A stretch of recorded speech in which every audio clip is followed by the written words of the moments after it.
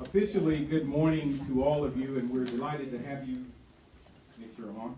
We're delighted to have you with us, and welcome. My name is Steve Smith. I am new in the role as Chief of Staff for the Fulton County School District. I am, however, not new to Fulton County, having served as a principal in the district. We are delighted, as I said, to have you with us this morning.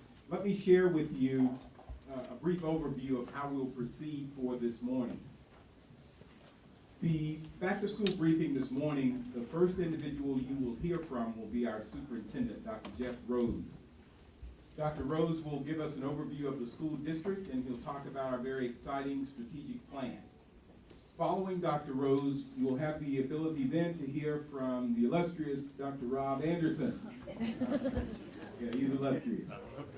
So we'll have the opportunity to hear from Dr. Anderson next. Following Dr. Anderson will be our Chief Talent Officer, that's Mr. Ron Wade. And then following Ron Wade will be Patrick Burke. Patrick runs our Operations Division. And yes, I realize I need adjectives for Ron and Patrick, don't I? The talented Chief Officer of Talent and the sensational Operations Director, Patrick Burke. How about that? Now we have adjectives for all. We will have Q&A following that for the group, so media, if you would please understand and know that we will have these gentlemen who are sitting to my right. They will be available for questions from the floor and then individually as well. We will have those. That should take us about 30 to 35 minutes. Now, the second half of our press conference, we will take you outside and you will have the opportunity to then see our brand new propane bus. I understand there's at least one individual who is asked to drive that bus. That individual does not have a Class C license, so it won't be happening. We will have the opportunity then to hear from the individuals from our transportation department, as well as some of our partners as well. Now, our staff has worked really, really hard to make sure that you have the appropriate accommodations that you need as visitors and as media. So please let us know if there's anything we can do today to accommodate you. At this time, we are going to hear from our superintendent. Would you please join me in welcoming, now in his second year, the leader of our district, Dr. Jeff Rose.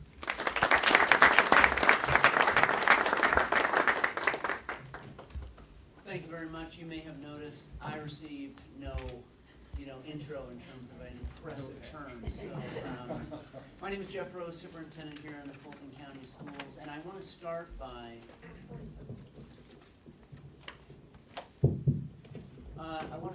making sure people in the room, we have more people standing than sitting. I do want to invite anybody, when you see a chair, please take a seat and I want to thank you everybody for attending our back to school news briefing, and I would like to start by recognizing two of what I think may be 3 board members in attendance.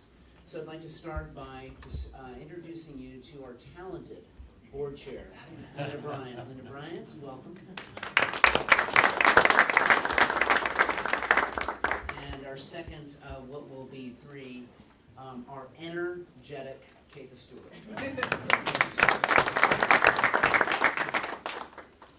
So many of those in the room are familiar with our district, but those who are not, just a few facts I do want to mention. We, Fulton County, are the 4th largest system in the state of Georgia. This year we are projected, and of course that may change over the coming weeks, of enrollment of 96,700, which is an increase of 630 students. 105 schools, which is 59 elementary schools, 19 middle schools, 17 high schools, and 10 startup charter schools. We have approximately 14,000 staff members, full-time and part-time. And we have, out of those, 6,800 of those are teachers. Now, I do want to say this, coming into my second year, I am legitimately more proud than ever. More proud than I was even last year to be able to serve our students and our families and staff here in Fulton County. This is an impressive place with an incredibly bright future. I do want to mention a few things relative to our future. We have been working for months, approximately 9 months, to come to a place where we can announce and begin to describe our future as it relates to our strategic plan. Our strategic plan, which I think is a click away, Mr. Smith, if you could push that. I'm only going to give you the overview today, because there are details, there are targets, and of course there are actions and initiatives aligned to what Fulton County Schools will be known for. I want to thank our board as the main architects of the plan, the over 6,000 people last year who provided help and support, guidance and perspective that we used, and use all of that data to roll into what hopefully is described as a simple, elegant strategy and of course identity. To start with our goal is that every student graduates ready to pursue and succeed on their chosen paths. We want our students ready to pursue their passion, which could be a four-year education, four-year college education, which could be the military, which could be the world of work, which could be a specific trade program. But we want kids to have the skills to navigate their passion and their future, as opposed to a lack of skills sometimes making a choice for them. And in order to be able to reach that goal, we want to be known for four things. We want Fulton County to be nationally recognized and known for four things. Number one, student achievement. And of course that means academic indicators along the way. For example, students need to be able to read in third grade. We know that's important. And there are many indicators along the way, but we also know there are other skills. There are other skills as it relates to working with others, to know how to have the confidence and the grit to be able to pursue what they want when they leave us. Number two, people and culture. People and culture make a dramatic difference in the climate, and climate impacts our students. Number three, community collaboration. The concept here is we can't do this work alone. We don't do this work alone. We have our community entities, our parents, faith-based entities, our businesses, patrons who don't have children in school need to work with us. We need champions supporting every single school in Fulton County for us to be great. And we know that, and we recognize that. And lastly, fiscal responsibility. It is our job to be good stewards of the public dollar. It is our job to ensure that our dollars are aligned to what we want to be known for and can be tracked according to making a difference for kids. And the bottom line is our foundation of this plan has to be communication. This is not just about communication department in a school district. It is us. It is all of us communicating the true narrative of what's happening in schools, sometimes what's not happening in schools. So once again, we can create this impressive trajectory forward. So ladies and gentlemen, some of the major aspects of the strategic plan, many more to come. Once again, I want to thank our school board and the thousands of people that helped us with this plan. This is going to provide a future for us that I think will launch us into the next stage in what is already an impressive place to live, work, and of course serve. At this point in time, I believe I am handing the microphone back to Mr. Smith. Thank you.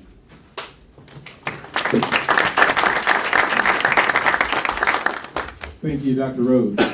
We are now at the part of our presentation where we will have the opportunity for our overview from Dr. Rob Anderson. And as I introduced earlier, we will proceed in that order. Dr. Anderson, Mr. Wade, and Mr. Patrick Burke will go in that order. Dr. Anderson, if you would, please. And I'm sorry, one other thing. The process here is that these individuals will take approximately 5 to 8 minutes to provide a quick overview of highlights in their respective areas. Following that is when we would have then the full Q&A to the panel. As soon as we get our media set here, we'll be good to go. So 5 to 8 highlights from each of the individuals, starting with Rob. Thank you, Dr. Anderson. Thank you, Steve, and appreciate everybody being here today. Thank you for coming, and we're very excited for a new year here in Fulton County Schools. And so I'm going to share with you some ongoing work, some things that we've been doing that are continuing to improve, and then some new work as we move into our new strategic plan to make sure that we serve each and every student and it allows them to pursue the path of their choice. And so we're very excited about that. So the first thing I'd like to speak to you about are new standards. And so the state of Georgia has rolled out new standards this year in science and social studies. We've been spending the last year and a half preparing our teachers to make sure they're ready to go and they have the tools and the training that they need to make sure that they're supporting all students. We have staff on hand for anybody who'd be interested in that story to share with you in more detail on how we're preparing our teachers, or how we prepared our teachers to prepare our students for those new standards in science and social studies. For those of you that have covered or were here last year and understand the ambitious device rollout that we've had to personalize learning for students, we are continuing that work. By this fall, we'll have 60,000 devices in the hands of our students, class sets in elementary school, one-to-one devices in 6 through 12. And really our focus is focused on the student and how can we use technology and use different teaching strategies and techniques to meet the needs of each and every one of our kids. As we think about each kid being able to meet their own path, it's important that our teaching adjusts to make sure that we do that. And so again, 102 schools, 60,000 devices. We have team members standing by for those who might want to know more about that, and potentially could even connect you with some schools to get some of the feel-good stories that are happening in schools and how teaching and learning is shifting to meet the individual needs of kids and student-focused learning. And so as we think about the milestones results that were just released, and we released a press release two weeks ago in regards to that. We had some areas, some points of pride. We felt like our math scores are on the rise, and secondary school, scores did really, really well. But we're not satisfied. There are areas where we went up, and there's areas that we went down. And we realized that just like students need to be treated differently, schools need to be treated differently as well. And so we roll into our new strategic plan. We'll be rolling different levels of support for schools based on need. We're calling this our strategic support model, identifying 3 different layers of support, intensive, tailored, and flexible, that's really going to match district support and local autonomy and flexibility to meet the performance needs of each and every one of our schools. It's very exciting initiative. I can tell you that several years ago was our first opportunity to begin to look at how can we treat schools differently. And again, those of you that were here last year have been following our district, understand the investments that we've made in our achievement zone.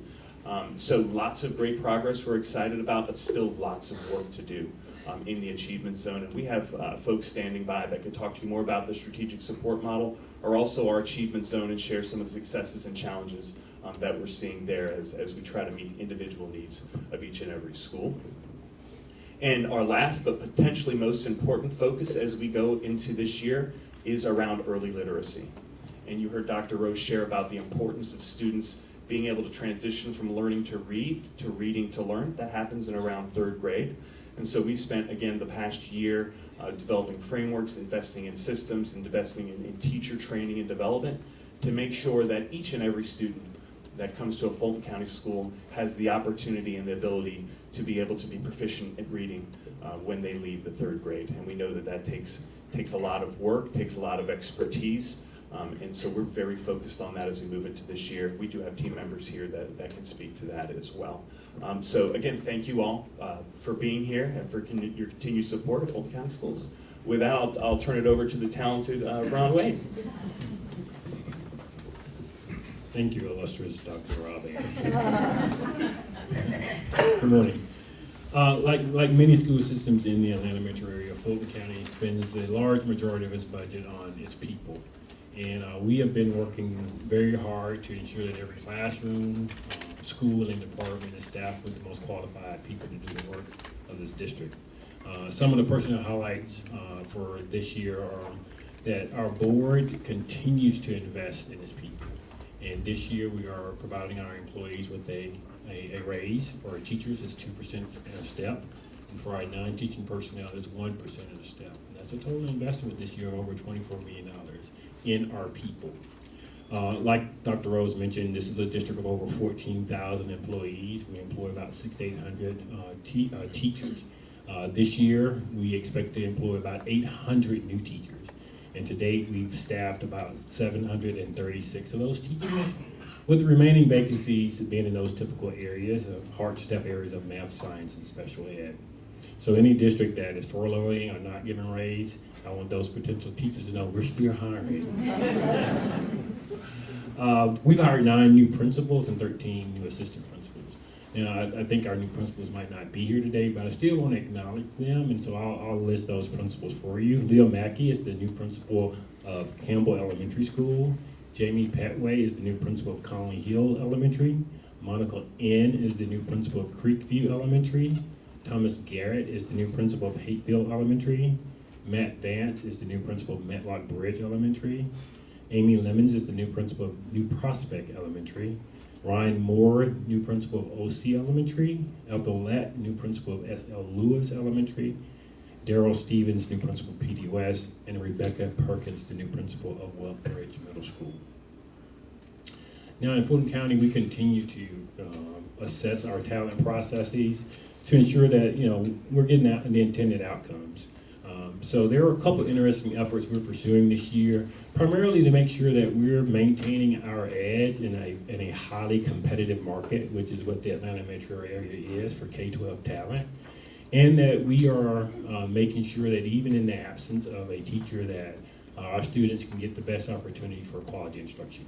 So a couple of things that we're trying to pursue to those ends are we're looking at the teacher contract and really getting out of the mode of following that traditional timeline for teacher contracting and really looking at an effort of moving that up maybe in January or February, thereby getting that early commitment from our existing teachers and enabling us to really begin the planning for hiring for the next year. And the research is absolutely clear on this point, that the earlier you begin your hiring process, the better chance you will have in finding a quality teacher for our classroom. And so we're constantly making efforts to do that. The next thing that we're looking at is we realize that in this market, in the district this size, there will be times where we have long-running vacancies or long-running teacher absences. And our goal is still to ensure that those students get quality instruction. So this year we're extending an option that we explored last year with a partnership for an online education provider called Proximity Learning. And this will give an opportunity for our schools who are experiencing a long-running vacancy or a long-running teaching absence to have a real live teacher virtually provide instruction. And this is asynchronous learning. Proximity Learning is a accredited educational provider, and they will provide us with teachers who are Georgia certified and master degree. And the only difference between that and the regular setup is that the students are there, the teacher is there, but that teacher is online. And so that interaction is still happening real time. The last thing we're looking at, and again, this market is highly competitive, and we have to look for unique and different ways to acquire teachers.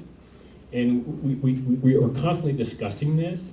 And the thing that came to mind for us is that we hire close to roughly about 800 parapros. And we finally realized that might be a pipeline for us. And so we went about the work of really assessing, those 800 parapros, trying to find out, are there any in that bucket who are ready or near ready to be teachers? And we discovered that that was the case, that we had a potential pipeline right here in our own shop. And so this year we created a program called Go Teach, and we now have 35 parapros who have met most of the minimum qualifications to teach in our classrooms, and Fulton County is now going to enable them to get over the finish line and be ready to teach next year. So those are some things that we're doing, again, to maintain that competitive edge while providing kids quality instruction. Now, my last point here is that, people really will make the difference in this district meeting its academic and operational goals. And year after year, the district leaders put their due diligence in making sure that every classroom, every department, every school is staffed with quality people to do the work of this district. And I'll leave it at that point. Patrick. Thank you, Mr. Wade. Ron. Those of you who know me, the challenge of 8 minutes is always challenging. There's so much going on in operations during the summer, and I want to recognize all of that.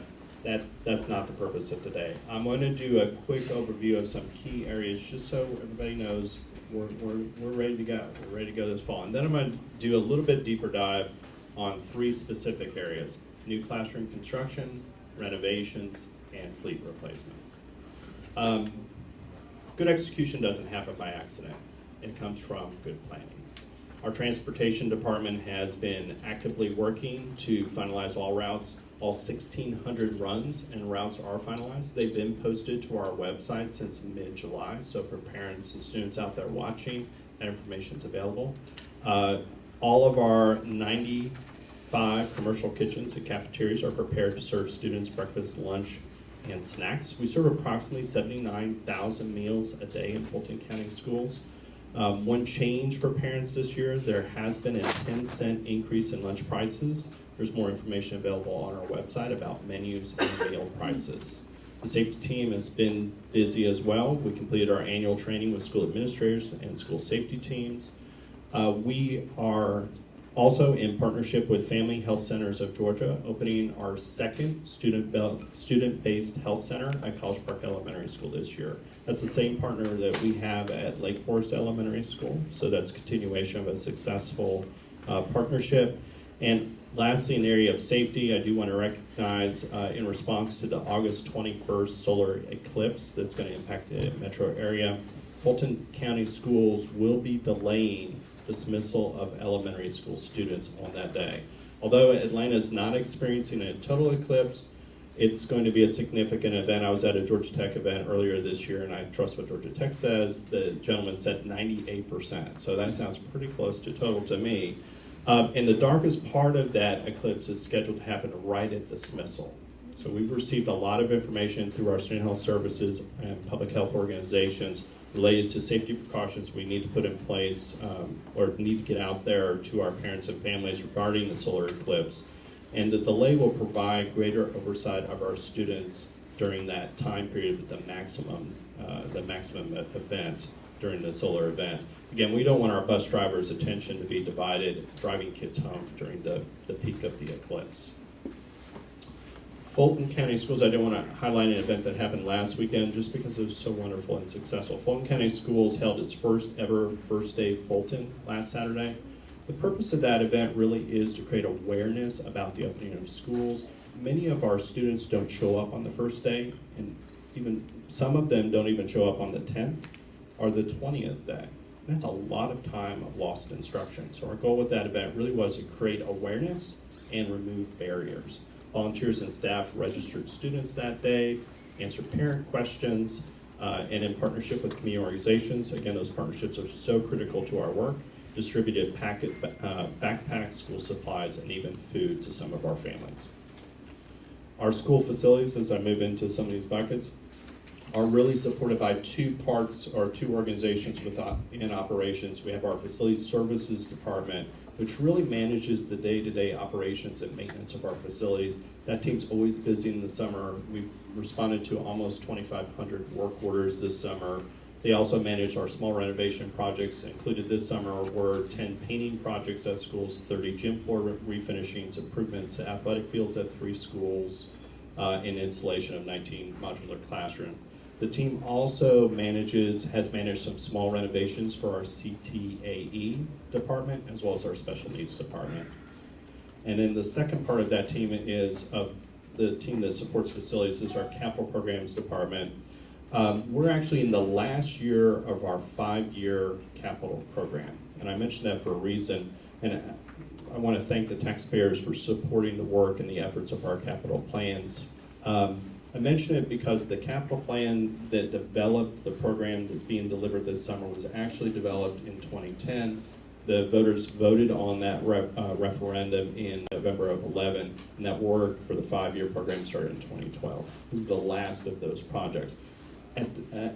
We still had several significant projects. Oh, and let me mention, in last May, the voters also approved a continuation of the existing sales tax, but that work will fund ongoing projects moving forward, so over the next 5 years. This year, we're delivering 2 new facilities. I've got pictures, boards behind me that show the facility. Those are not current pictures. My staff was saying that make sure to mention that that's not the most recent photo we have of Galat. But Galat Elementary School replacement is one of the 2 projects we're delivering this year that add new classrooms to our inventory.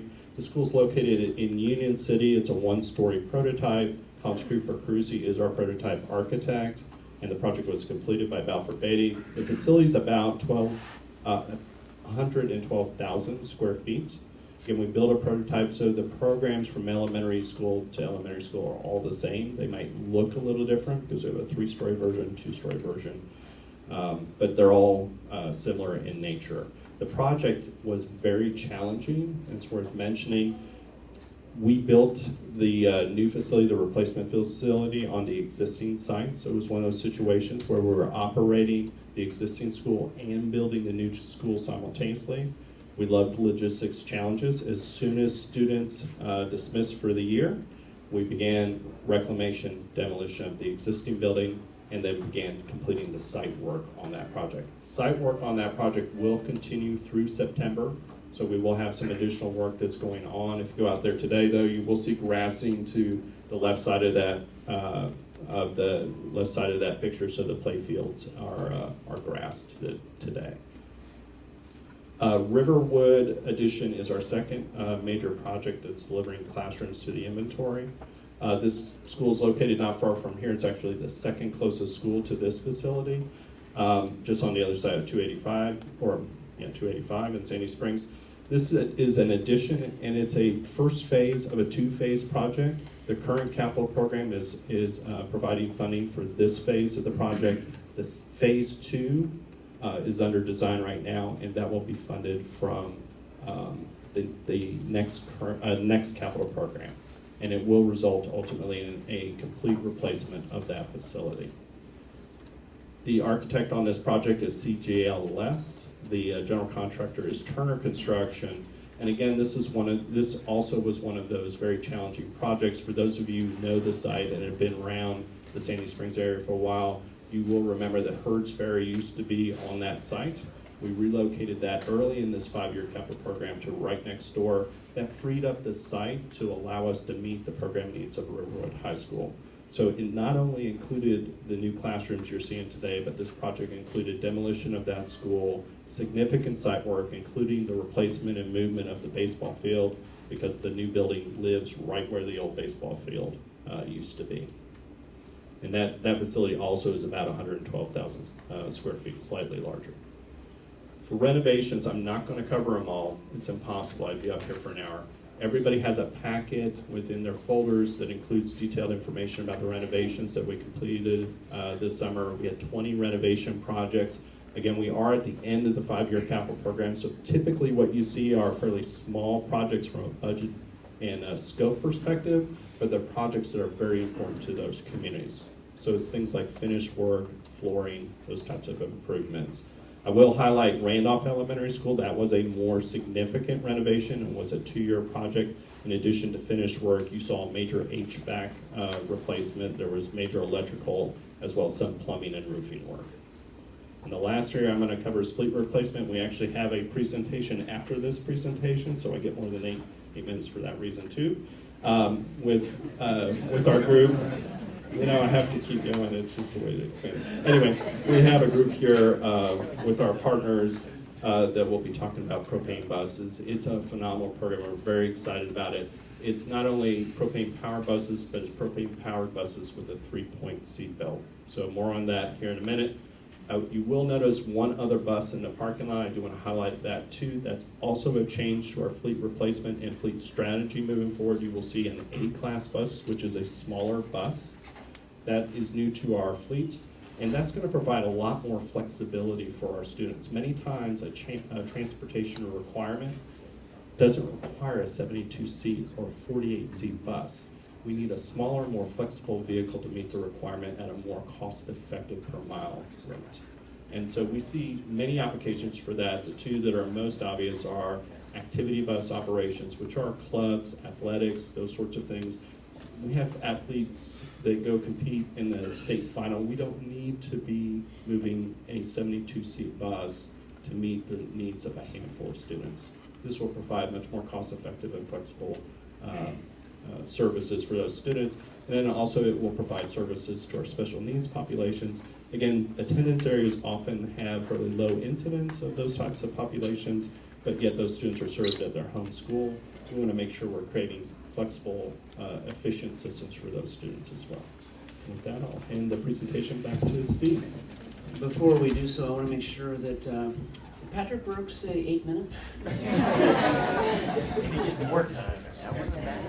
How can I do it? I do want to welcome a member that I described earlier, the knowledgeable Julia Bernath, part of our school board. So welcome, Julia. Appreciate having you here. Thank you. Ladies and gentlemen, at this point, we will move into our Q&A.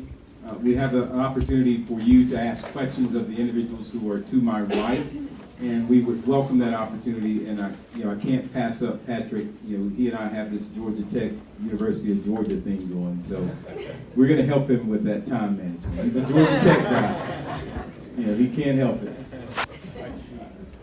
Having said that, we have this opportunity for you all to spend the opportunity to ask questions of us, and we will conclude this segment, and once we conclude this segment, we'll be at the point of then going into our second half of the program, which will be our propane buses outside. So at this time, ladies and gentlemen of the press, ladies and gentlemen of the media, yes, sir. Atlanta Public Schools just announced they're cutting $12 million that they were originally going to have budgeted for this coming school year because of the Fulton County rolling back the property tax assessments. Will there be any funds that you were counting on from these assessments that you will not be getting for this year? Or will the budget stay the same? Well, as we all know, we don't have precise, accurate information relative to revenue. At this point in time, we do not have information relative to revenue. We are awaiting that. As we know, we have been struggling and working through the concepts of creating a budget. We do have a very fiscally focused and conservative budget. We budget on a 4% increase, and we have a contingency plan in place. So we have talked about this at the district level, with the board level. As more information comes in, we will modify accordingly. Fortunately, our school board and school district has done an incredible job making sure that we have ending fund balance in place if in fact, but we do have a contingency plan. And I missaid that. We projected a 6% increase. So at 6%, as we get more information, we will adjust accordingly. But we do know right now, we are rolling ahead as planned, as related to the budget was just approved. Thank you.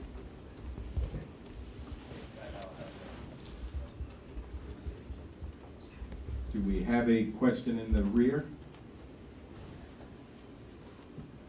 Okay. If not, we will have the opportunity for these individuals and others to be available to you once we get to the second half of our press briefing. Again, Susan Hale, please, before you exit. Yes. Where are you? Ladies and gentlemen, we have this press briefing scheduled for today, and we really enjoyed having all of you out. But I really want you to know the real reason Susan has been working so hard is that today is her birthday. Would you please join me in welcoming and wishing her a happy birthday? Happy birthday, Susan. All right, at this time, we're going to dismiss from here, and we have individuals available to us who will escort us to the tented area, and we will pick up from there with the second half of our press briefing. Thank you again. We'll see you outside shortly.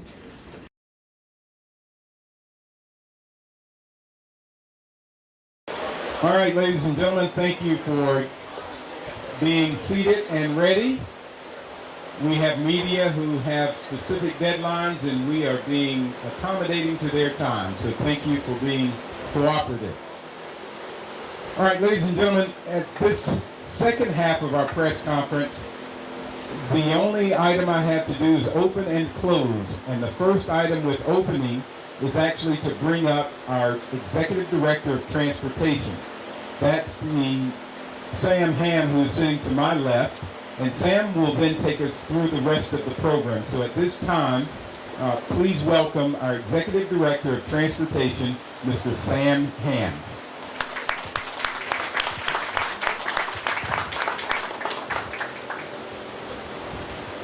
Thank you and good morning. You know, Monday, August the 7th, Fulton County Schools, we're going to open school. And that day, we're going to put 90 new Bluebird Vision Gen 4 propane buses on the road. That will make Fulton County Schools the largest propane-powered school fleet in the state of Georgia, and the first school system in the state of Georgia to offer propane-powered buses equipped with three-point seatbelts. On Monday the 7th, we will put into service this beautiful bus that's displayed behind me today. This bus is a 10,000 propane-powered bus manufactured by Bluebird. It was made right here in the great state of Georgia. It will serve this Georgia school system safely transporting Georgia students, Fulton County students. And just as a point of trivia, do you want to know how you can tell if you see a Bluebird bus on the road how it's propane? If you look at the green or the bird logo, if it's green, it's propane. And speaking of logos, to me, our logo says it all. Fulton County Schools, where students come first. Where students come first, which is why these propane buses were an easy choice for us. The Ford Roush Clean Tech propane engines are certified by the EPA and the California Air Resources Board as 75% cleaner than current emission standards. So we will reduce carbon dioxide and nitrogen oxide emissions by thousands of pounds each year compared with the diesel buses being replaced. Lower emissions means cleaner air for our students and cleaner air for our community. These buses are quiet. They allow our drivers to better hear the students we transport. And these buses are equipped with a new seat design. Bluebird worked with their seat supplier on this design. And I tell you, this seat to me is superior to anything that I've seen. This seat meets all state and federal mandates for student safety with compartmentalization, but there's more. They have additional student safety enhancement feature of a three-point seatbelt. This was accomplished without reducing any of the designated seat capacity of this bus. We're the first school system in the state of Georgia. We're the first school system in the nation to roll out with this new seat design.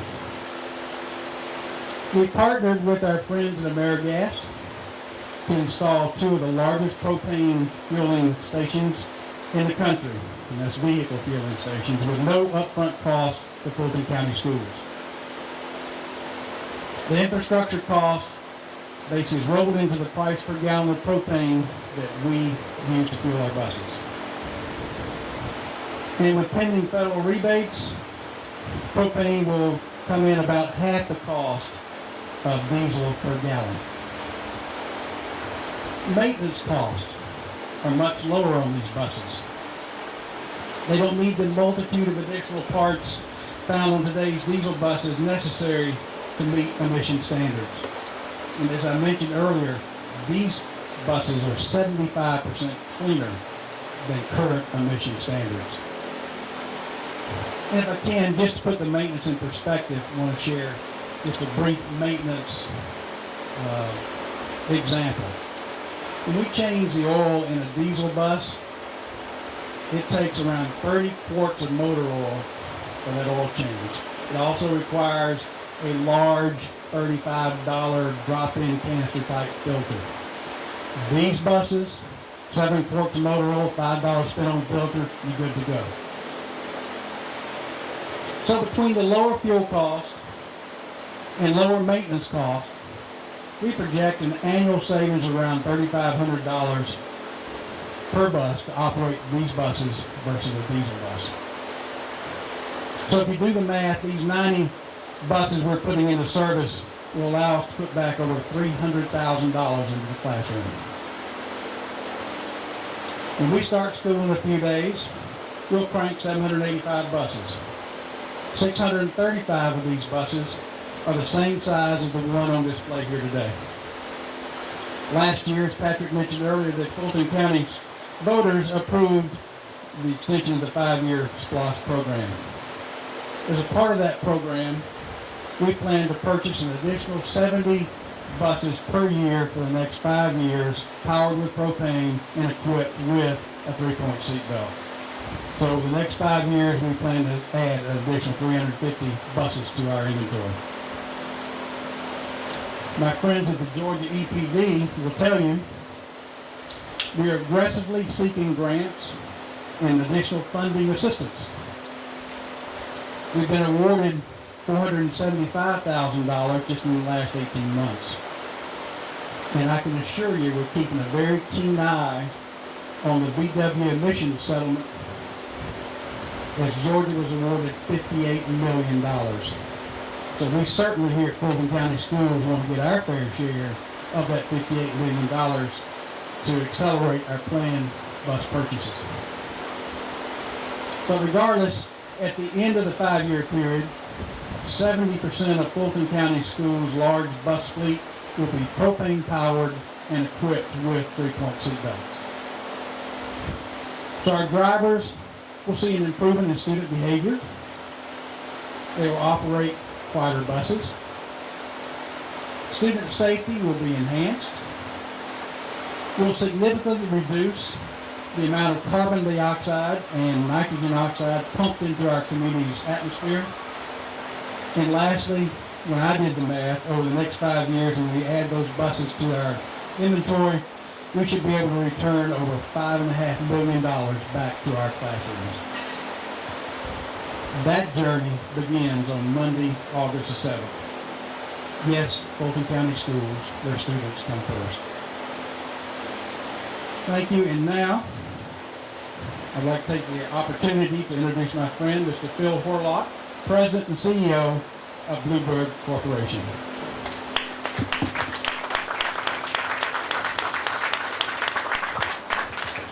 Well, good morning, everybody. Everyone doing good?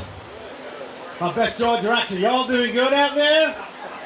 As you can probably tell, I'm not from Georgia, but I've been with Bluebird for the last 8 years. I couldn't be more proud to be here today in Fulton County. It's your back to school day too, and I want to thank Superintendent Dr. Rose. I should say the extraordinary Dr. Rose. I always paid attention in class, just so you know that. And particularly Patrick Buck and of course Sam Ham, who gave us this opportunity to work together with the school district to bring you what I believe is simply the world's finest school bus. I truly believe this propane-powered school bus that we built here in Fort Valley, Georgia, just about 2 hours south of here, is the finest school bus. I'll tell you why in a couple of minutes. I also want to recognize some of the attendees here. We have some government elected officials here, representatives, senators here who really support us and what we're doing in the state of Georgia. And thank you for being here today and joining us. I've got a Bluebird team here as well today. Our VP Alternative, if I could raise your hands, the Bluebird team, everyone knows who's here. Alternative Fuels leader, our sales manager for the region, our commercial vice president. We've got a great dealer in Yancey. Yancey, who covers our great state of Georgia. Shooter Roberts. Wish my name was Shooter, by the way. That's a cool name. Shooter Roberts over there. We also couldn't build this propane bus without our partners. Sam mentioned this is a Ford 6.8 litre V10 engine. Ford is a great partner of ours. But it's more than just an engine. Our partner who put the fuel system together is Roush Cleantech. For those of you who follow NASCAR, you've probably heard of Roush, a wonderful engineering company. And Todd Mao from Roush is here, vice president there with sales for Roush, a great partner.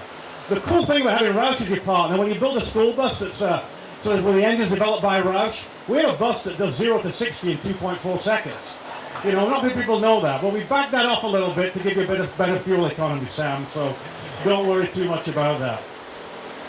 But I want to talk a little bit about what propane does for any district. We mentioned that we have a lease on alternative fuels. This is our 10,000th propane-powered school bus. We've sold 10 times more propane buses than all of our competition combined.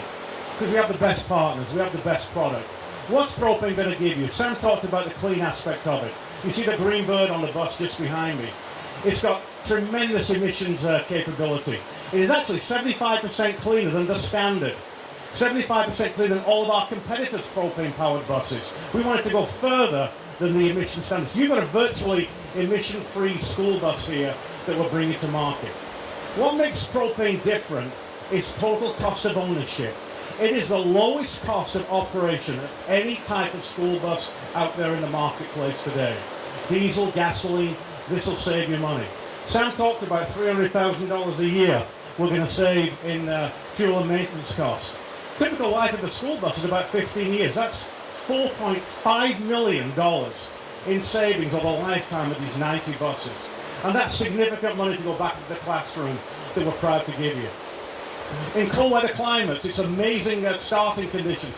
Not too much of an issue here in Georgia, but those times when you're going to get sub-zero temperatures, you're going to find propane. Starts first time. Does not gel like diesel. It's warm in terms of heating the cabin very quickly for the kids.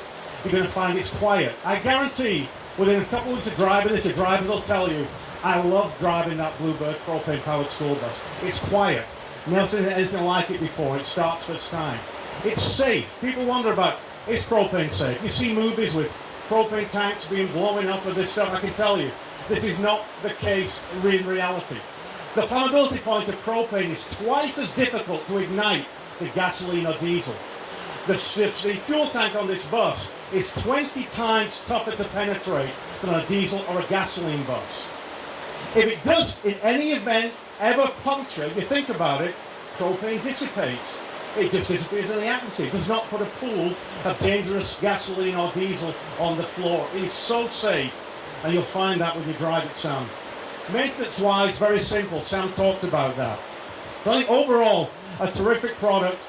Fuel's plentiful, and the cost of fuel, about $1 per gallon right now, is the price of propane. So when you put it all together, it's real simple, great value proposition, and it's clean, and it's green. Now, Sam and Fulton County really pushed it on trying to make the safest bus possible. And they put on these, they're the first customer, are all brand new 3-point seat belt, we call it a next-gen seat.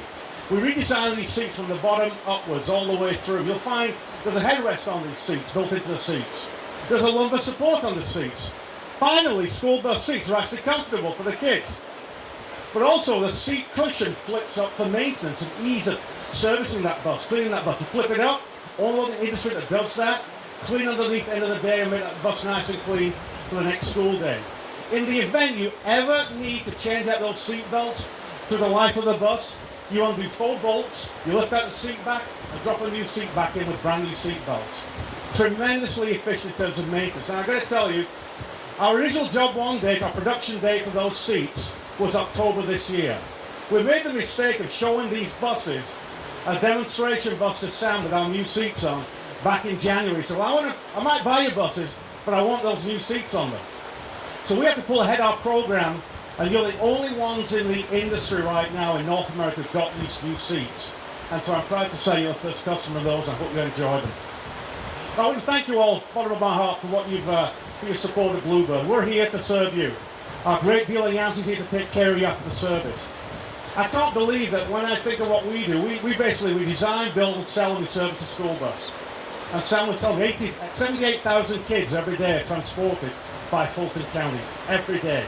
78,000, which is phenomenal. So please enjoy your new bus. We're here for you. Got any questions later, I'll look to take them, but thank you again for believing in us, and we're here to support you. Enjoy your day. Thanks. I know in fact another great partner of ours, Tucker Perkins. Tucker is the president of the Propane Education Research Council. And going way back when we first started the propane business in school buses, this PERC organization was instrumental in co-investing with us to bring propane to the school bus industry. Tucker? We'll go back to a southern drawl here now for just a few moments. Really, Phil took a lot of my thunder, but I want to spend just a few minutes to maybe put a face with you and get you to understand what this propane fuel that we consistently talk about, because if I look around, I would assume most of you have no idea that propane can do this. Is that a fair statement? And yet what you see behind you really represents one of the most innovative uses of propane, not only in the U.S. but across the world. So when a nation is consumed right now, you pick up the paper every day and you read about our government searching for a domestic fuel or secure energy policy. We're racing to talk about whether CNG or EV is the future of emissions. I want to talk to you for just a moment and say, it's here. And when I come to a school system, I love to quote a very famous philosopher. and she sang a lot about school romance. Taylor Swift, you know that philosopher, right? And she said, what you were looking for was here the whole time. I'm here to tell you that what we've been looking for is behind me right now. Really a couple things. Domestic fuel, we haven't talked about that much. Propane is completely domestic. 100% of this supply comes from the U.S. Frankly, the world looks to us for their propane supply. We are, in fact, the Saudi Arabia of propane, but we are here to see that we use it in the United States. Secondly, we've talked about emissions, and only in a school environment do I dare go into science for just a moment. But let's talk about science for just a moment. Because first off, I don't really care what it is, the pollutant that you're worried about. This bus represents a reduction from a baseline of gasoline or diesel. First off, greenhouse gases. You think about it as what creates the global warming. We are reduced from both gasoline and diesel. More importantly to me is about particulate matter, because particulate matter is very strongly associated with lung health, and we know in children it's even more important than it is for adults or older people like me. This bus is virtually free of particulate matter. A significant driver, in fact I will tell you, it was the driver when we first started talking about propane buses, that we could create an engine that's particulate matter was essentially zero. NOx. We'll be talking about Volkswagen settlement and what the government's going to do with $2.7 billion of the money assigned to reduce NOx emissions. And NOx emissions are that which really hurts us for smog. You know it as smog. We also know it as a contributor to plant problems. We certainly need to reduce our NOx. Behind me today, and Phil alluded to it, is not only better than diesel, it's the best engine on the market today. You have the latest generation. From anything you know, whether it runs on natural gas or whether it runs on diesel or gasoline, we see a reduction. This bus is 75% cleaner than the best-in-class diesels today. Significant achievement here in Georgia. And lastly, something that you don't taste, but was what we hear consistently from people who ride in propane buses. The driver says, this bus is quiet. I can hear what's going on in my bus. I'm better in control of my bus. The parents complain about it because their kids will miss this bus because they knew the diesel was coming 3 blocks away. They won't know this bus is in their neighborhood. It's a quiet bus, and it really creates to a better community. I think the last thing I want to talk about, which we've talked a lot about money. We've talked about reduction here, reduction in that. I want to just bring that to life. Because we now, after 10 years or so of being in this world, we don't care about the savings in dollars. We care about what it means to a school system. Because to a school system, as you've just heard, it means more teachers. It means better teachers. It means more constructional materials. It might mean better helmets for the football team. But whatever you do, it's not $5 million in savings. It translates directly to a stronger school system. And whether I'm in Fulton County today or I'm in California in a week from now, that story is the same. By choosing a different way to transport the students, you have now improved the community, you've improved the life of the student and the driver, and you have significantly improved the attitude of the school system. So I commend you, Fulton County, for doing this. I'm just glad to say that I'm a part of this, and we look forward to being a part of it with you for years and years to come. Thank you very much.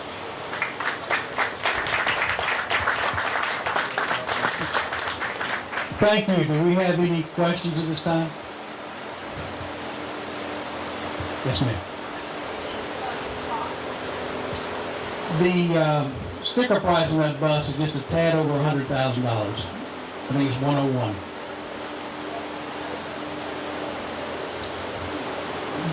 The propane engine is roughly $8,000 to $10,000 more per bus. We put optional seat belts into ours this time, so we looked at approximately $20,000 increase over your standard diesel bus.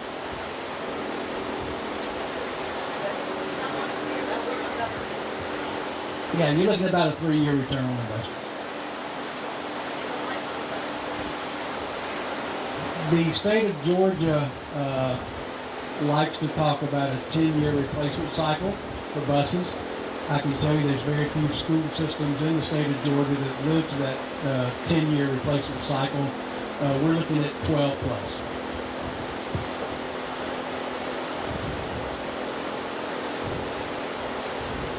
Okay, thank you.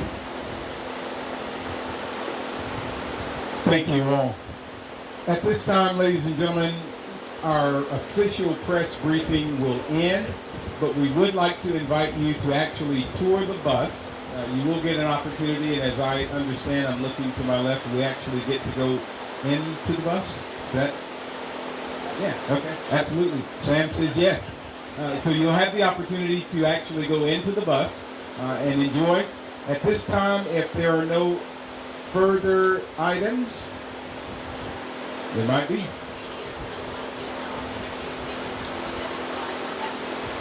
Okay. All right, media, if after we've completed touring of the bus, if there are still requests for individual interviews, we'll be happy to handle those inside. Okay? That way it might be a little bit cooler. All right. Thank you again for being with us. We've enjoyed having you. Enjoy the rest of your day.